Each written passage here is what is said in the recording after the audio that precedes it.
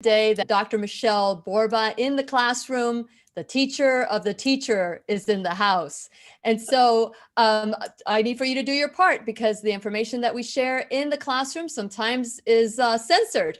So I need for you to text and tag and email and do everything you possibly can to override all the algorithms that are censoring this wonderful information that you don't get in the mainstream media. So without further ado, whether you have children or not, we are going to learn how to make human thrivers. So I'm going to go ahead and hit the record button for all my beautiful podcasts people.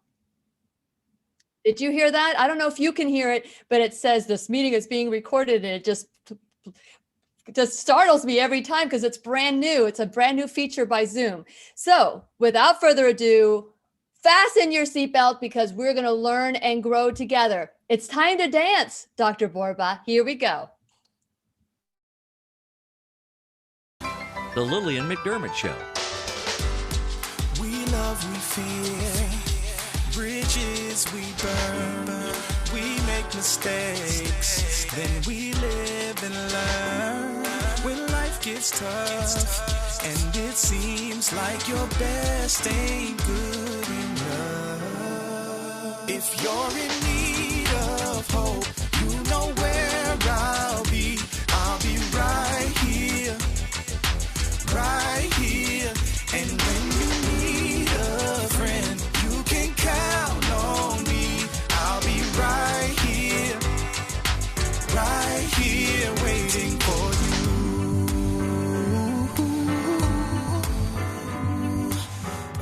This is the place you can always turn to when you need a friend. The Lillian Mcdermott Show. To reach out to Lillian, visit her on the web at whenyouneedafriend.com. Now let's all learn together. Here's Lillian Mcdermott.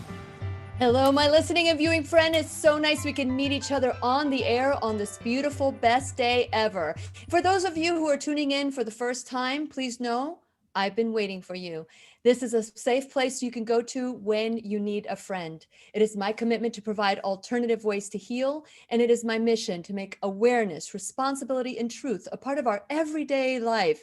And I hope that you, my listening and viewing friend, will feel empowered to embrace a new truth and live the life of your dreams. Now, for many of us have raised children, we can go back and see, what did we do? What could we have done differently? But and now we have the opportunity just to spoil our children and tell our children what we didn't do right or what we could ask for forgiveness on and all those things. But what if you have an opportunity to share this information with someone who's just starting off with their children? What kind of a child do you think they will raise? Hopefully, just everybody starts with the same opportunities to just be beautiful. But today, we have the privilege to bring on a doctor of educational psychology, Dr. Michele Borba. And she wrote this book called Thrivers. And she had me at hello from the moment I started reviewing her work and checking out her book. I felt this is information for all of us, because sometimes you can go back and kind of like rewrite the program within yourself too. So this isn't just for your children. It could be for yourself, and give yourself that love that you've needed in your life. And so since it is our sole purpose in life to give and receive love and knowledge, I am so grateful that we have parenting expert, Dr. Michele Borba. Thank you so much for being in the classroom today and our teacher. Oh, Lillian, thank you. I've been looking forward to this for so long and love every single thing you're about. Well, thank you. And the same back to you. So share a little bit about your background and how you got involved, not only as an educator, but now you're an educator of psychology as well, a doctorate of education in psychology. So let's go that evolution for your life. The evolution was real simple. I always loved kids and I always wanted to be in a classroom. And I started out way back when with special education children. And they taught me more than anything I've ever learned in any kind of a textbook. I realized, though, that at that point, there wasn't a whole bunch on how we're going to help these kids thrive. But Lillian, the most amazing thing is, from that first lot of kids that I met way back when, I've kept in touch with them. every time on the Today Show, one of those kids calls me up. They're now in their 30s. And the most amazing thing is Donnie, who was a nonstop talker. I always was concerned. He had severe learning disabilities. What are you doing, Donnie? I'm a DJ. I went, oh my gosh, absolute perfect. Or Danny, who had the heart of heart, who struggled so much with reading. What are you doing, Danny? I'm working with teen unwed pregnant moms. I'm like, oh my gosh, how amazing is that? Or Scott. Don't ever assume about a child. Scott was so quiet, such an introvert, so shy. I worried so much about these kids. He's now one of the foremost incredible DAs, district attorney in Florida. So the first thing I learned way back when is resilient kids, thrivers, are made, not born. Those kids had protective factors and incredible parents. But from that trajectory, the most amazing thing, Lillian, what began to happen is people started asking me to write what I was doing in my classroom. So it became one book after another. I had some incredible editors along the way who helped. And then people started asking me to come and speak about the topic. So in the meantime, I've now spoken on 19 countries around the world, and we're a lot smaller world than we think. That's really the trajectory. Wow, that's amazing. And a little bit about my background and my experience with the kind of education that you started off with. I was a room mom for 7 years with children that weren't mine because the parents were emotionally handicapped, and these children didn't have a parental figure. And when I heard that they showed up with no school supplies or anything, I knew that was my group. And even after my kids graduated from elementary school, I was still there. So I know that there's a shelf life for children with special needs, especially with teachers, because they don't sometimes see progress. But it's amazing that you would get not only that progress in your courses, but you would have someone that would thrive as much as they have and find out their special techniques or special skills.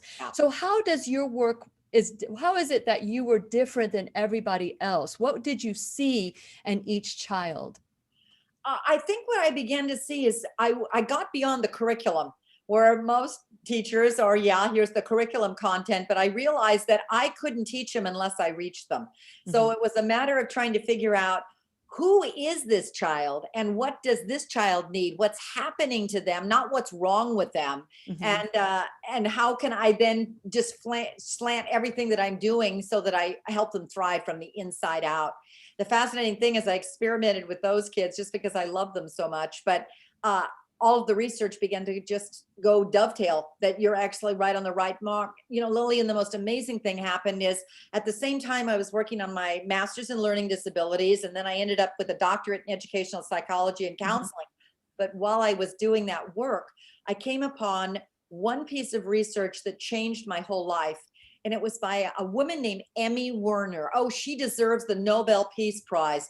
She was from University of California in Davis. She's had the same question we've all had. Is there hope for kids who grow up in extreme adversity? We're talking war zones, poverty, homelessness. And so what she did is she got this cadre of kids, like a large group and a huge group of pediatricians, social workers who followed the kids. And they decided to keep following the kids for not just that 1 year. We're talking about a 30, 40-year study.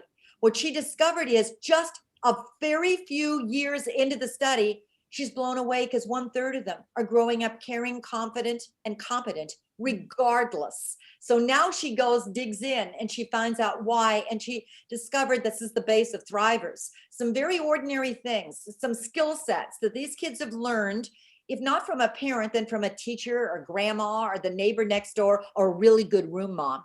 And what they did in life is that those skills help them be able to handle adversity. That's what I'm trying to do, is say, here's teachable stuff that doesn't cost anything. It's not a tutor. It's not a PhD. But if we do this, we're going to raise healthier, happier, more successful kids who can live someday without us well. And you know what? I think it's so wonderful the way that you've been able to extrapolate this and put it into the book. And by the way, for those of you, the book is called Thrive. Thrivers. I'm not sure if we're giving away a book. However, Michele is prepared to give away important information. And so if you would like some of this information, all you need to do is text me, because everybody will get the PDF, and we'll tell you everything that you're going to be getting. But if you text me at 407-373-5959, you'll get the PDFs for how to identify and how to help your children thrive as well. So there's different things. So when I was looking into this and I was doing my research, I'm a certified life coach as well. I was thinking about a lot of the parents are incomplete with their own self. And it's really easy to find fault and make shame happen as a result of our inadequacies as parents, as individuals. How do you get past that? How do you get someone to look at, when they're not even looking at themselves as that way, how to look at their children in an optimistic way? I think the first thing is, I spent a lot of time, Lillian, doing hundreds of speeches with parents. And I think what I try to do is watch response and reaction. Mm-hmm. And the first thing is when I tell them resilience is teachable. It's not locked into DNA or temperament. It's a first aha moment.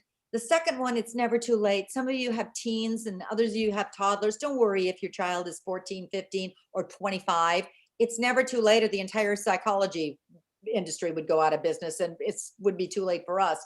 But the third thing is, you do make an enormous difference. Start with maybe not teaching your child, but go through Thrivers and say, which one of these traits do I need? And the reason is you're always better off teaching a new skill by showing it, not telling it. So if you model the skill and just find one little skill, just a minute a day, that you keep weaving it into your everyday life, about 21 days later, you'll learn it. Your child will be more likely to learn it, and it'll change the dynamics in your home as well as in your classroom if you're a teacher. Yeah, I'm intending to using some of these skills with some new skills with my grandchildren, because it's, you're always a teacher. You're always a teacher, especially with any child that's around you. Yes. And that's why I thought this is so important to bring out, because some of us don't have these skills ourselves. And it's so nice to not only learn them, but also be able to teach them while we're learning too. So let's go through these characteristic strengths. So you have about 7 of them. And so the first one is self-confidence. Self-confidence is a child who understands who I am, not what mommy wants me to be. And what we now know is self-confidence is really the foundation for resilience, because you need that inner strength of knowing who I am and what I'm good at. Now, that doesn't mean you're going to stop helping the kid who's struggling in math.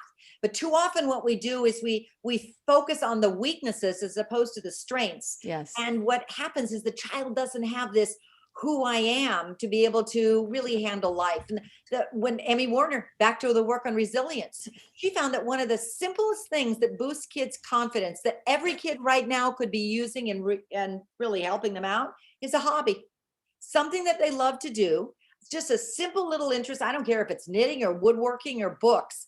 What we have discovered is that when push comes to shove, kids need decompressors. They go to those hobbies because they're good at them. They love them. They bring them joy, and it actually reduces their stress. So maybe the first thing this week, if you wanted to know, what can I start to do? Just take a 3x5 card, walk around your house, or if you're a teacher, walk around your classroom. Look at the kids who you're concerned about. Don't let them know you're watching them, but start just noting down, what do they really seem to enjoy? What are they good at? What are they more eager at? In fact, I've got an acronym. You want to go through?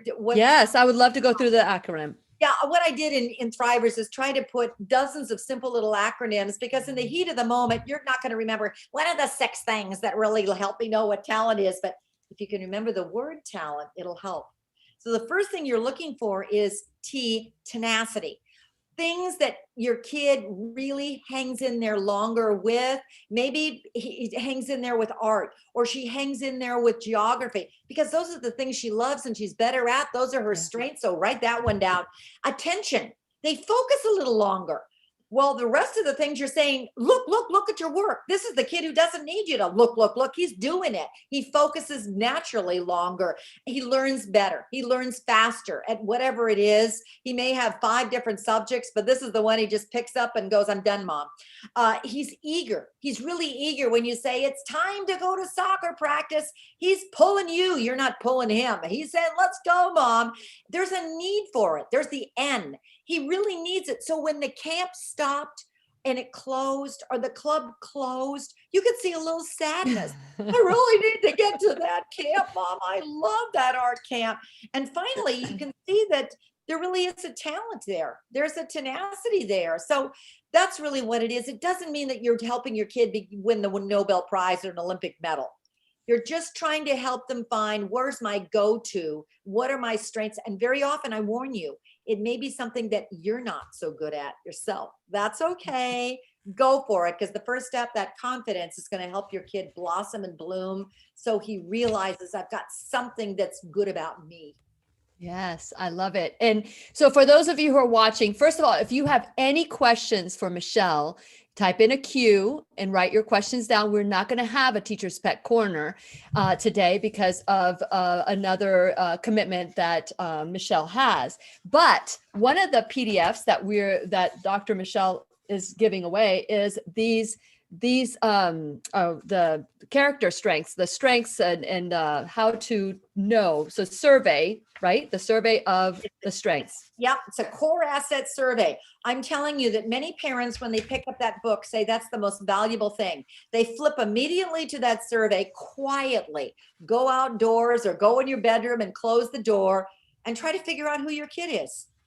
Most parents are absolutely like, oh my gosh, I forgot about that element. I forgot about that character strength. I forgot about that learning style. And that's going to be your lesson plan for helping your child become the best he can be the rest of his life.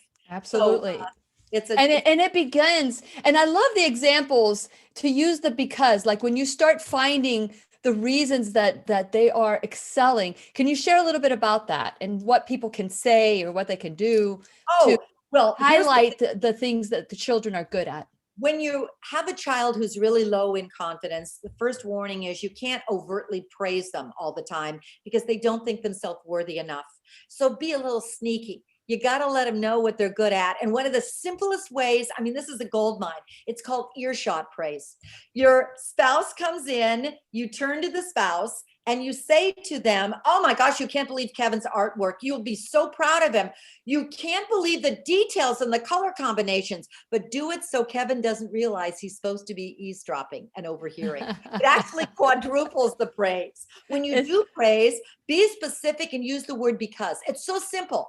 I really discovered how artistic you are because of the details or because of the color combinations. When you use the word because, it takes it up a notch. And then when you discover that that's what he's good at, for heaven's sakes, carve in some time to let him build it.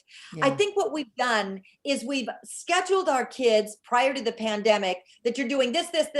Well, he doesn't need all that. Take a moment to look at the calendar and go, what does he need? Or ask him, what's the one thing that you really love that you want to keep doing? And right now, please don't worry if your child doesn't have a hobby or he doesn't have an interest. That's okay. That's what I'm going to start looking for. Tune it in. Ask teachers. They're a gold mine. What do you see his strengths? That's your first conference question, not what I should be working on. What do you see his strengths? What does he seem to enjoy most? Ask grandparents to get involved. And the final thing that I just love that some parents said, we don't have our kids having hobbies. So we decided to start having family hobby days where we introduce hobbies and just watch to see if is it woodworking, is it baking? Grandma can do a Zoom lesson on baking and see if your kids look interested. Oh, I love that. Zoom lesson on baking. Maybe mom likes it, but the kid doesn't. But just keep going into the village, the relatives, the great Aunt Sally, ask them. Uncle Fred can do woodworking. Just start introducing hobbies to kids and see what they like and what they gravitate towards because it's going to give them joy the rest of their life.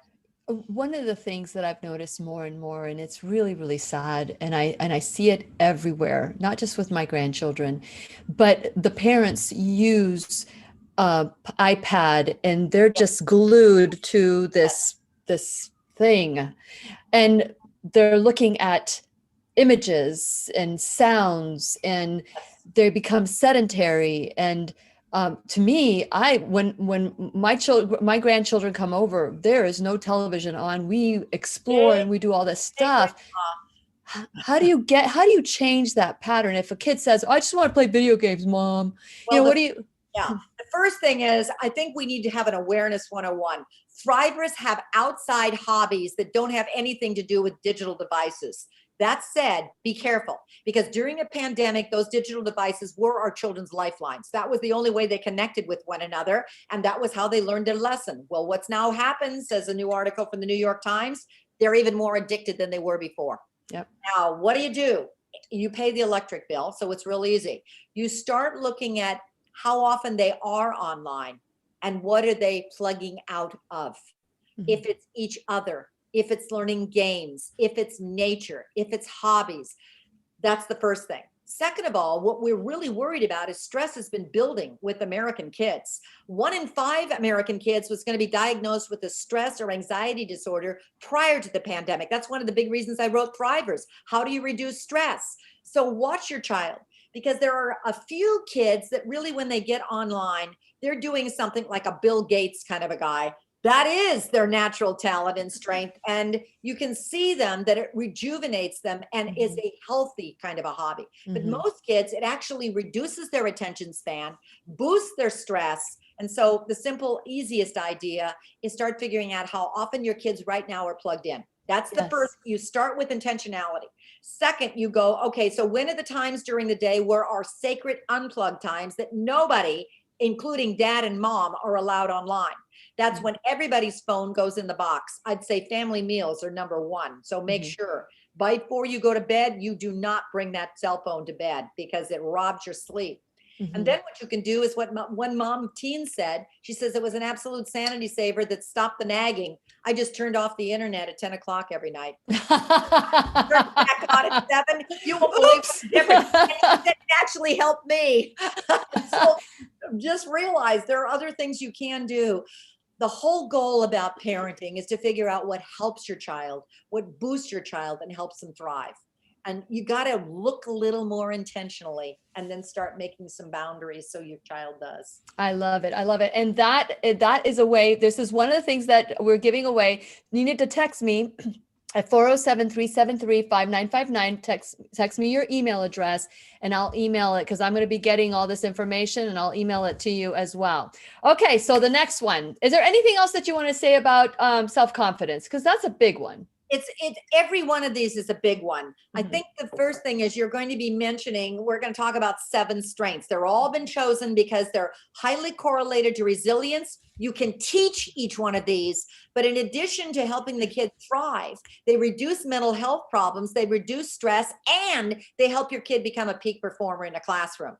So the first question, listen, Lillian, I know what's going to happen is everybody's going to go, oh my gosh, how do I teach all 7? You don't need all 7. It's a rare kid or adult that has all 7. The more you have, the better. And when you plug confidence into any other, like any of the other 7 we're going to be talking about, it creates what's called a multiplier effect. So Wonderful. It makes each of the 2 even more powerful. They create like a superpower. Unbelievable. So number 2 is empathy. Empathy, what we now know, back to not just Emmy Warner, by the way, but scores of other researchers have been looking at kids growing up in homelessness, war zones, the Isle of Wight. And what they've discovered is that social connection is huge as a thriving. Now we've had physical distancing. And so what has happened for a year and a half is many of our kids have not been just practicing their empathy muscles. Our kids are hardwired for empathy. But unless we cultivate it, it lies dormant. And the other thing is, if you keep looking at a screen, it doesn't work, because empathy, number 1 skill, it boosts and starts and gets a trajectory with the skill of emotional literacy. You got to have face-to-face connection. I got to be looking at you, Lillian. So the key, number 1 is again, goes back to the digital devices. Maybe what you could do though is you can Skype with grandma, and as you're watching and listening to grandma, you prime your kid. Watch her and listen carefully so you know when she gets tired. And when she's tired, you can say goodbye. Or you can Zoom with your friends, and you can, by the way, learn knitting together with your friends or yoga together with your friends, but you have to be face to face with your friend.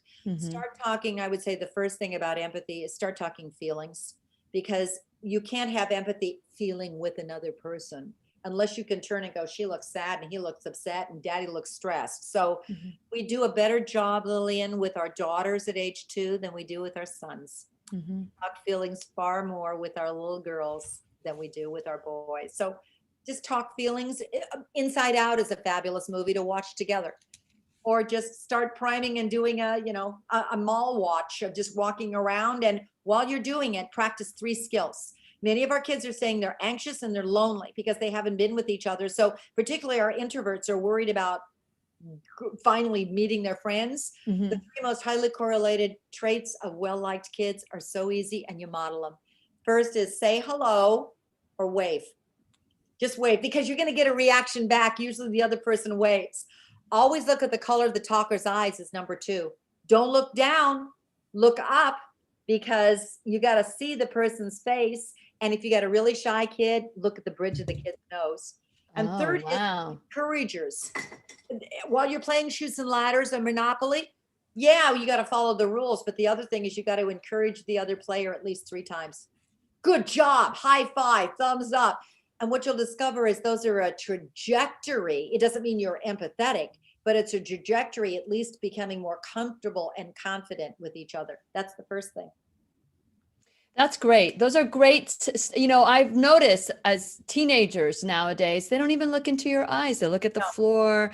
So we're losing that God-given need of connection because we're transferring it. We're not learning it. We're transferring it onto a machine that has no emotion whatsoever.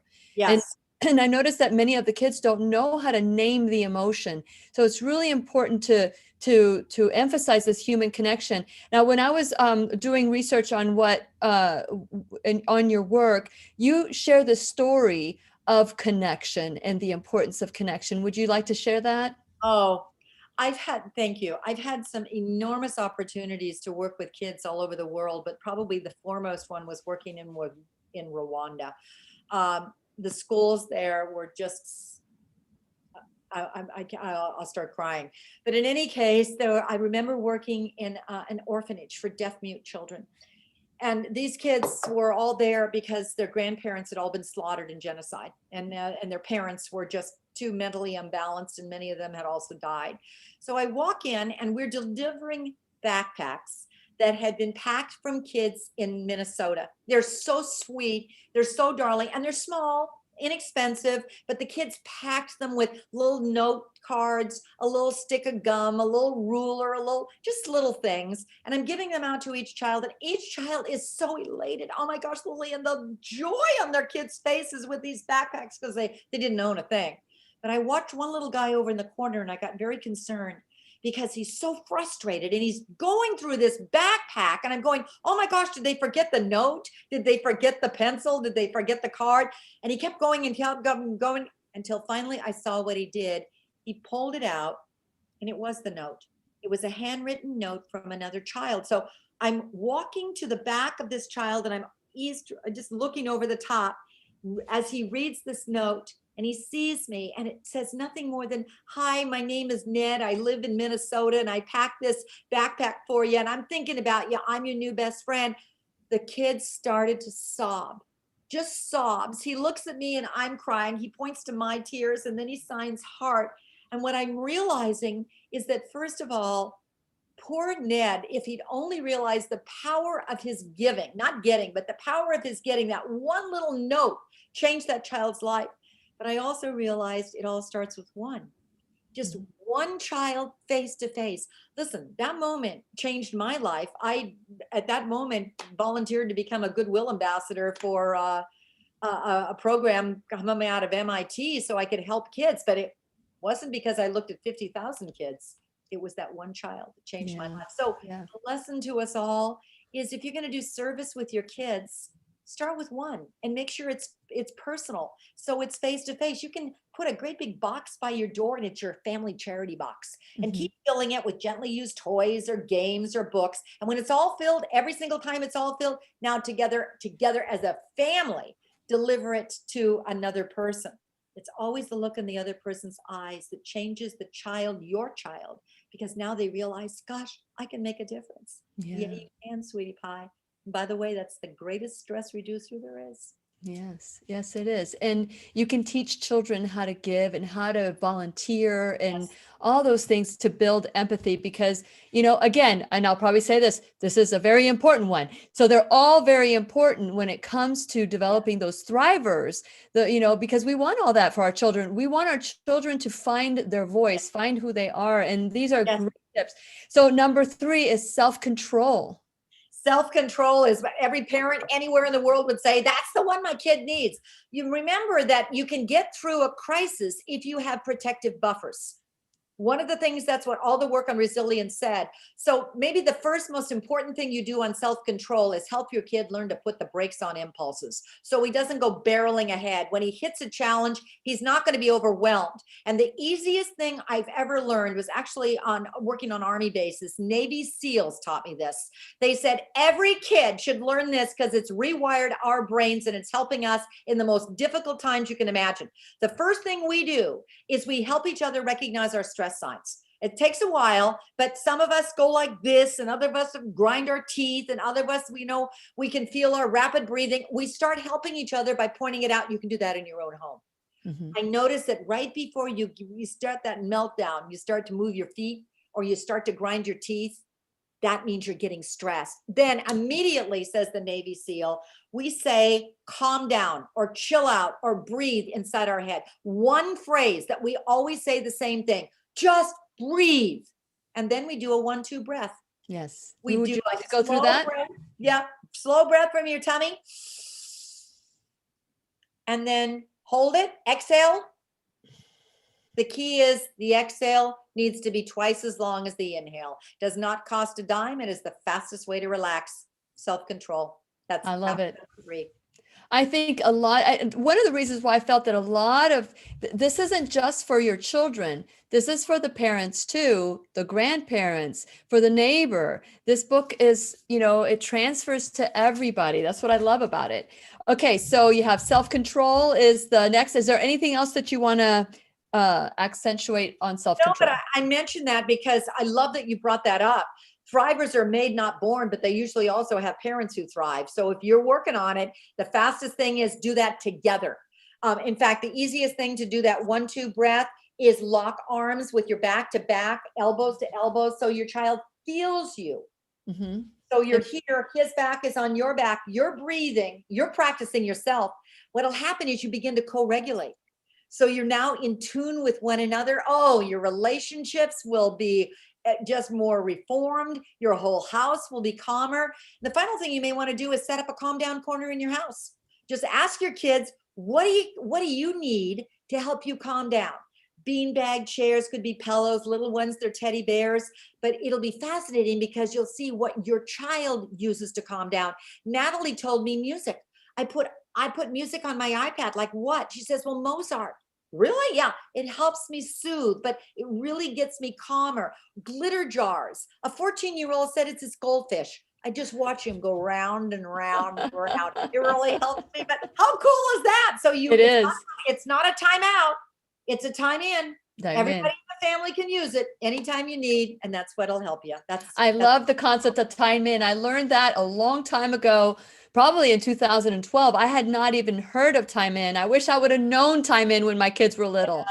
So that's good. So for those of you, again, we're going to be giving a PDF of all this information so that you can start researching yourself and highlighting who you are. Just you need to text me at 407-373-5959. Keep in mind that all this information you can have when you become a subscriber at whenyouneedafriend.com. So I want to encourage all of you, if you haven't done it already, to go to whenyouneedafriend.com, subscribe. Also, follow me, like me in all my social media. And while you're there in the website, as you know, I send out a blog on Sunday of who's going to be coming into the classroom, and all the teachers' information is highlighted, linked to their page. So please make sure you become a subscriber. And while you're there at whenyouneedafriend.com, check out my sponsors like Keep Me Safe Organics, beauty products on Gaia, because we want to make sure that everything that we put in our body is healthy. So Keep Me Safe Organic beauty products from head to toe is what I use. And so you get percentage off when you go through my site. We have First Alternative Care, the Pharmacy in Merritt Island, Right Way Health and Wellness with Dr. Jennifer Grameth. We all love her. And we have Ground Therapy, Brain Tap. We also have Avasia and the B3 bands that are giving me the muscle after all these years. At 58, I've got more muscle now than I have in a long time. So I want to encourage you to check out my sponsors, figure out ways that you can support them the way that they support the class. And also, you can become an enrolled student in the classroom. So whether you can donate $1 or $1,000 a month, with your time, your talent, your treasure, whatever you can do to help out the classroom grow is greatly appreciated. Today, we're talking to Dr. Michele Borba. She is a doctor of educational psychology and more. She does so much to create thrivers, human thrivers. And it doesn't matter if it's a child or an adult that feels that you can't teach them new tricks. I want to encourage you to rewrite that program, because we're all teachers, we're all students, and we're always learning. The last day you learn is the day you take your final breath. That's it. And then we don't know what happens from that point on. But I just want to encourage you that if you want any of this information, text me at 407-373-5959. Text me your email, or you can email me at lily@whenyouneedafriend.com.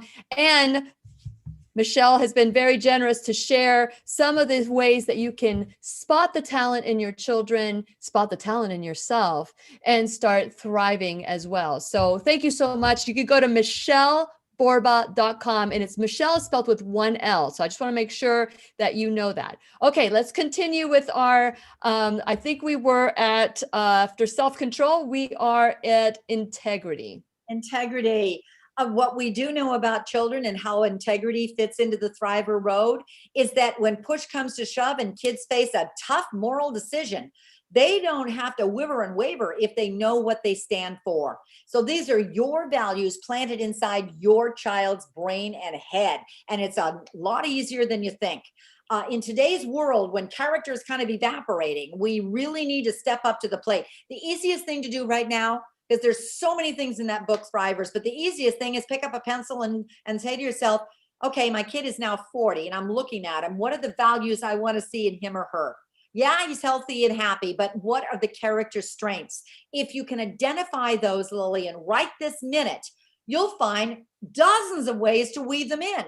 In fact, there's an acronym, TEACH. There's dozens of them in this book, but TEACH is the best way to teach integrity. T is target what you stand for and what you want embedded in your kid. E is be the example of it. If your kid had only your behavior to watch every day, if honesty was what you wanted, how honest are you being? Accentuate it, but accentuate it naturally as you're watching the news, as you're talking about your discipline. With that being honest, you know we stand for that in this house.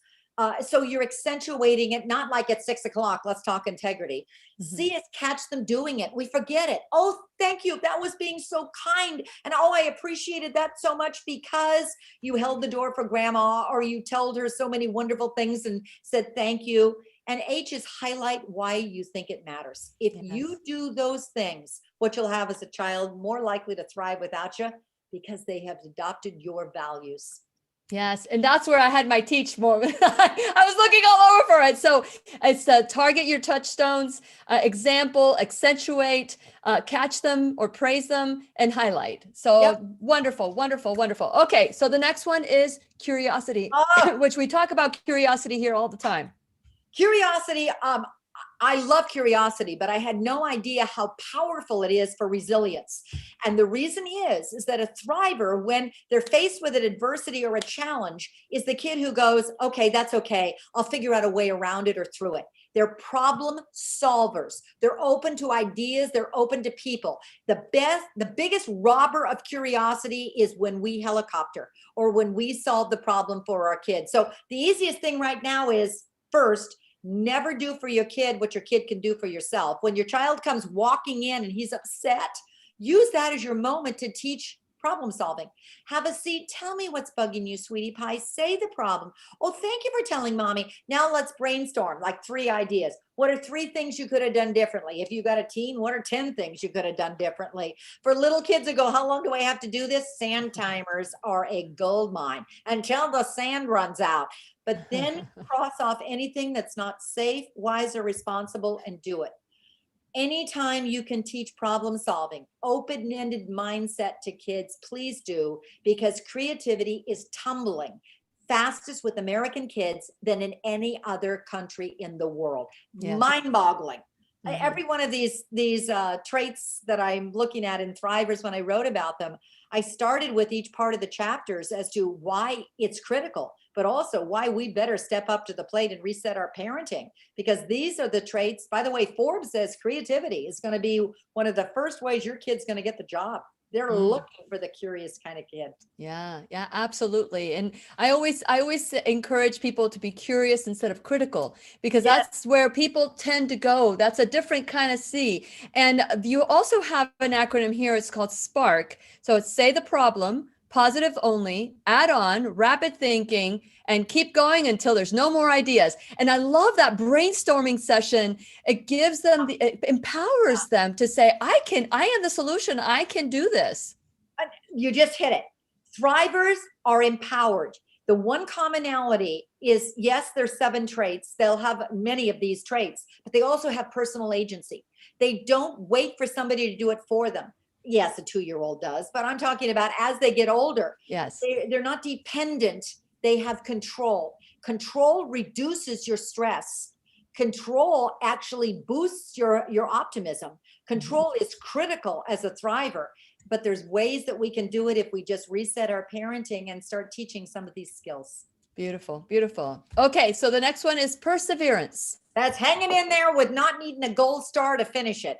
You just keep going. The single probably most important piece of research on this one is Carol Dweck's mindset, where she went into classrooms and discovered that for some reason, though all these kids are in algebra, let's just look at their 8th graders, they all have exactly the same kind of IQ and achievement abilities. They're using the same curriculum, 2 different teachers. But in a very short amount of time, this class began to excel. This class began to go down.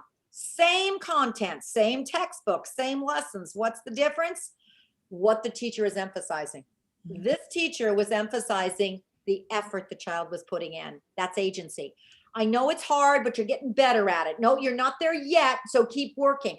What we do know is the highest level of successful people are people who keep working on it, because they know if they keep working on it, personal control, they will improve. What did this teacher do? She emphasized the end product. How many did you get right? Did you get the A? Too often we do that. What we now know is that if you focus on the effort, and when the kid says, I can't do it, you can't do it yet, sweetie pie. You're almost there. Keep working on it. It boosts agency and it stretches perseverance. Voila, success. It also makes you a cheerleader. Oh, yes. It makes you a cheerleader for them, because it's really important for them to stay focused, because it's really easy to chase after the squirrel. But it's if you're just saying you're almost there, they're going to believe it as well, because what they believe about themselves is what they're going to produce. I love that. I love the term cheerleader. Your goal is to be the cheerleader and the counselor, but not the manager. The manager is the one who does it all. Remember, thrivers have agency. So your goal is to look at your footwork right now, meaning where are you standing in relationship to your kid? Are you always the doer? You're always the teller? You're always the solver? If so, start taking a step back and say, what can you do? Yes, yes, that was my big aha when I started working on myself. And so as opposed to working on everybody else, I was working on myself. Yeah. And I learned that one of my greatest skills became my worst weakness. My parents didn't do things for us. And so we had to do it for ourselves. And when I became a parent, I I could see problems happening around the corner, so I made sure everything was smooth before they got there. So my ability to become a good problem solver, that started because my parents didn't solve my problems. I kind of like I tried to like make it easy for them. And Yes. so I felt that I needed to learn how to just step back and say, you got this. Oh, that's it. You got this. That's what we need to do. I'll help you. Switch it to you got this. And when Mhm. we do, it slowly helps us remember to keep stepping back. And that is the key to perseverance. Each one of these chapters, by the way, has dozens of activities, and each activity is age related. So if you've got a teen, you turn to the one that says, here's what to do for this age, or little ones, but choose one activity and then keep doing it and keep doing it till it changes your parenting as well as your child's style of learning. Very good. And of course, the last one is of the seven. There's more, but there's optimism. Optimism is, I think, probably key right now, because here's what we do know. Optimism has a key role in thriving. Thrivers can see the silver lining, but please, it doesn't mean that your child is a little Pollyanna. They have a reality check that this has been a tough year, but they also are able to figure out what am I learning from it, or what's my strength. Here's why. If you're not careful, pessimism can erode optimism and can erode a thriving ability. When it becomes permanent and pervasive, that's when we got to worry, because it's highly correlated to depression and stress and anxiety, and that is mounting by leaps and barrels with ourselves as well as our children. So the first thing is maybe come up with a positive mantra in your house. We got this. We're strong together. We can do it. If you keep saying it, Lillian, if you keep saying it with, hopefully the kids are kind of eavesdropping again. After a while, your voice becomes their inner voice. Mhm. And the other thing is start looking at good news.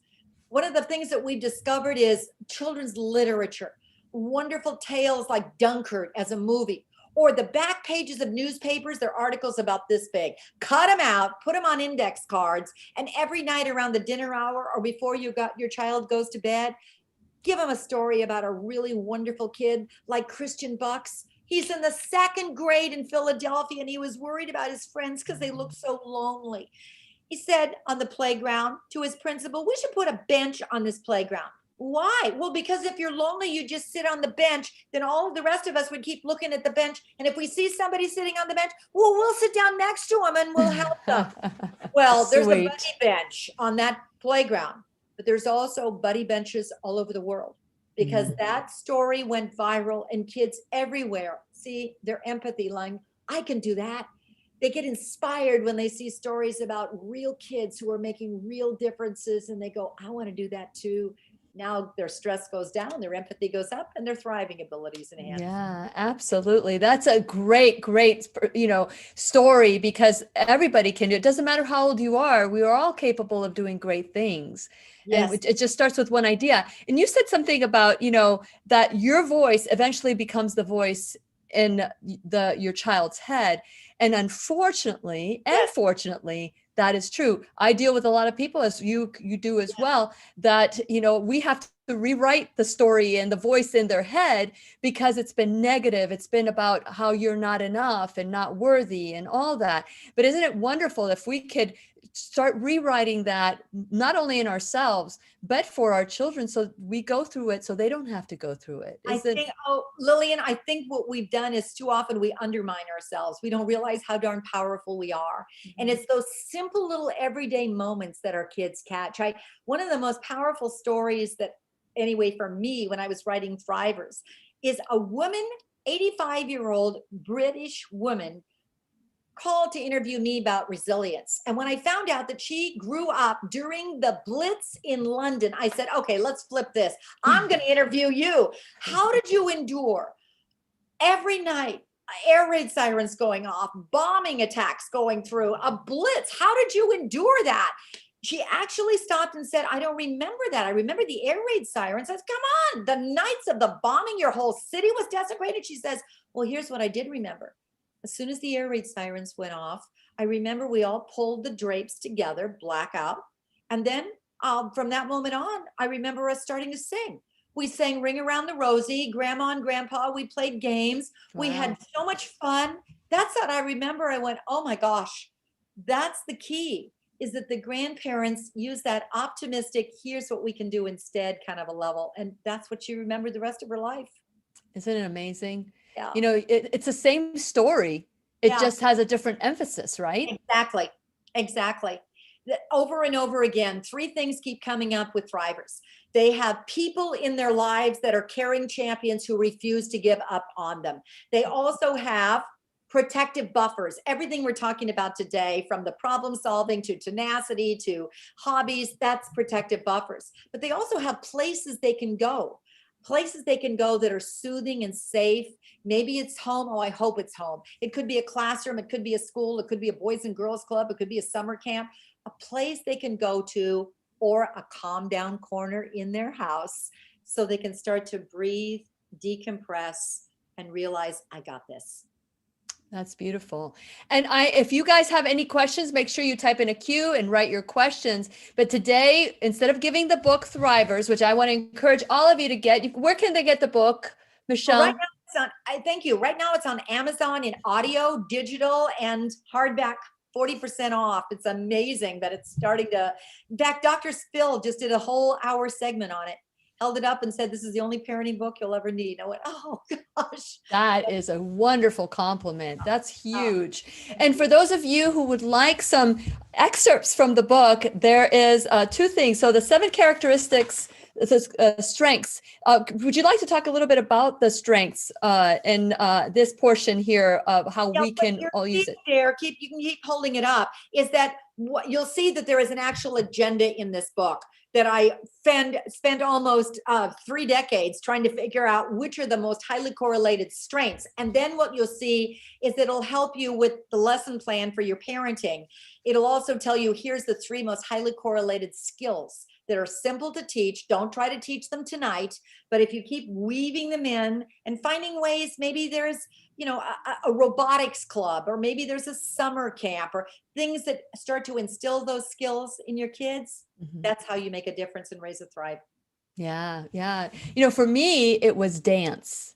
Dance. My children, my siblings, they were very talented. My brother was very talented in sports. My sister was a singer, and she was also an actress and plays, did all these things in high school. And I had been twirling around in my tippy toes since I was 5.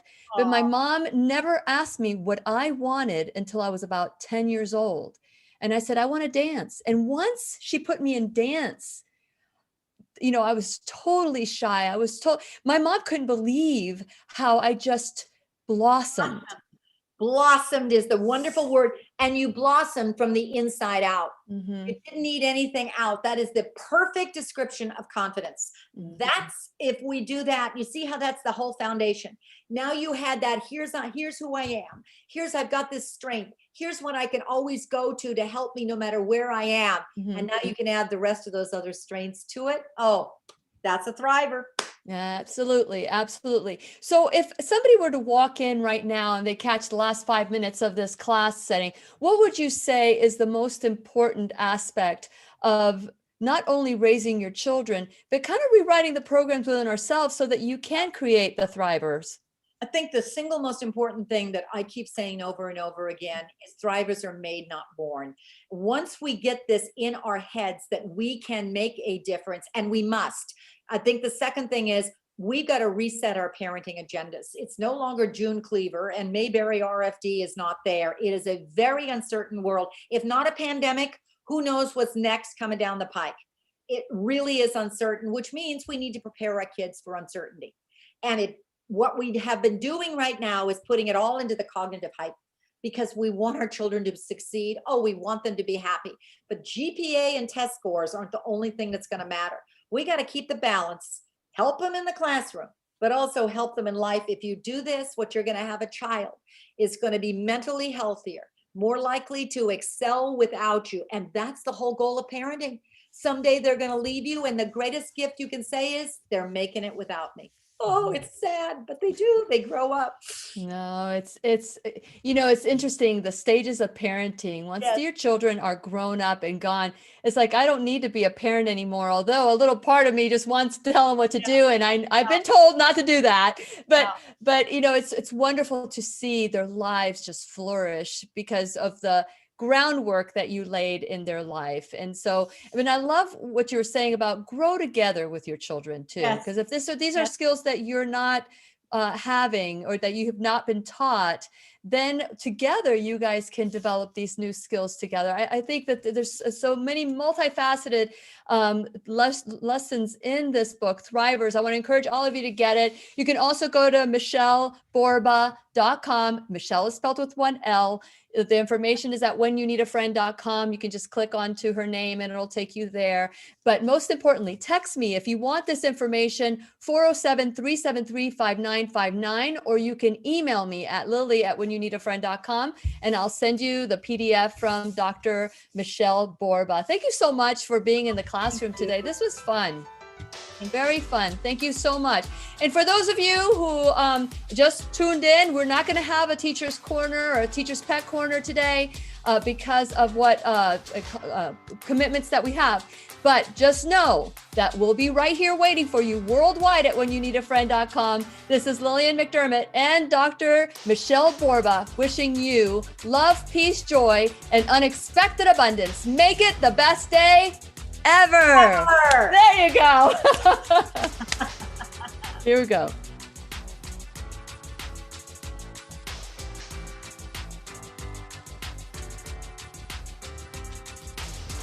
The opinions and advice expressed on the Lillian Mcdermott radio show are intended for the individual callers and guests on the program and are presented to our wider audience solely for general educational purposes. Please act responsibly and consult personally with your own medical, psychological, or nutritional expert before taking any steps to improve your life.